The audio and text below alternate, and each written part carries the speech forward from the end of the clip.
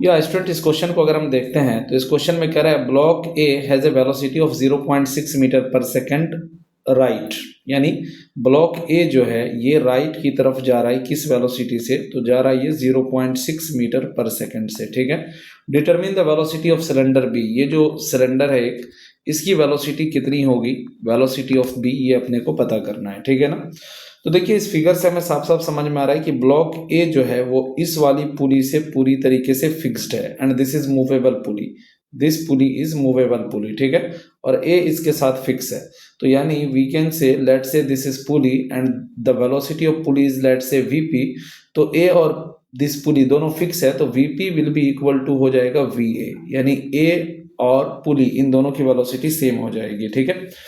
अब रही बात हमें पुली का अगर देखना है तो हम यहाँ पर क्या करेंगे, हमें इतना तो पता चल गया कि ए और पुली दोनों की वेलोसिटी सेम है, तो हम कह सकते हैं कि velocity of pulley is equal to कितना है, तो 0.6 मीटर पर सेकंड है टुवर्ड्स राइट।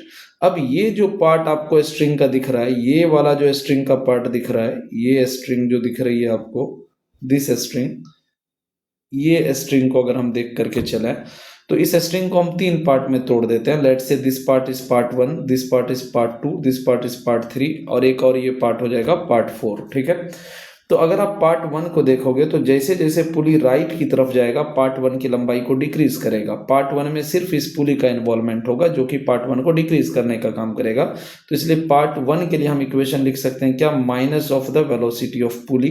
फिर पार्ट 2 पर अगर हम आएंगे तो पार्ट 2 को भी जैसे जैसे ये पुली राइट की तरफ जाएगा तो ये पार्ट 2 की भी लंबाई को वो घटाने का काम करेगा।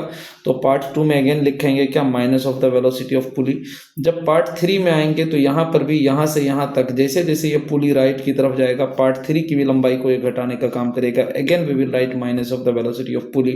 एंड जब पार्ट 4 में आएंगे तो पार्ट 4 में यहाँ से यहाँ तक में सिर्फ और सिर्फ इस ब्लॉक का इन्वॉल्वमेंट होगा और जैसे जैसे ये ब्लॉक नीचे की तरफ जाएगा पार्ट 4 की लंबाई को बढ़ाएगा तो we will write here plus velocity of block will be equal to 0।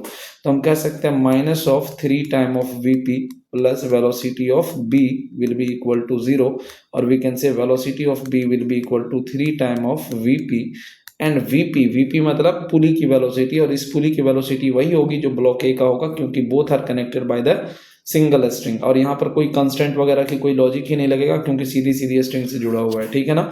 तो हम यहाँ पर सिंपल कहेंगे 3 into velocity of pulley 0.6 and this will be 1.8 meter पर सेकंड आ जाएगा नीचे की तरफ। तो हमारा ऑप्शन जो है सी वो सही हो जाएगा।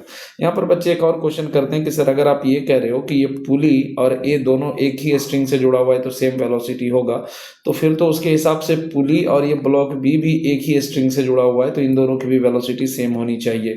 यानी हम कह रहे हैं कि ये हमारा पुली और ये बी ये दोनों भी सेम स्ट्रिंग से जुड़ा हुआ है इस वाली स्ट्रिंग से तो दोनों की वेलोसिटी तो सेम होनी चाहिए। बच्चे ऐसा पूछ देते हैं। तो देखो भाई क्या है कि यहाँ पर स्ट्रिंग का जो है ये सीधी सीधी स्ट्रिंग नहीं है, ये स्ट्रिंग कुछ इस तरीके से मुड़ करके इस तरीके से यहाँ गई है। तो यहाँ पर हमें कांस्टेंट रिलेशन देखना पड़ता है कि इस पार्ट में इस पार्ट में इस पार्ट में इस पार्ट में क्या रिलेशन आ रहा है दोनों के वेलोसिटी का, दोनों के पोजीशन का, दोनों के एक्सेलरेशन का वगैरह वगैरह।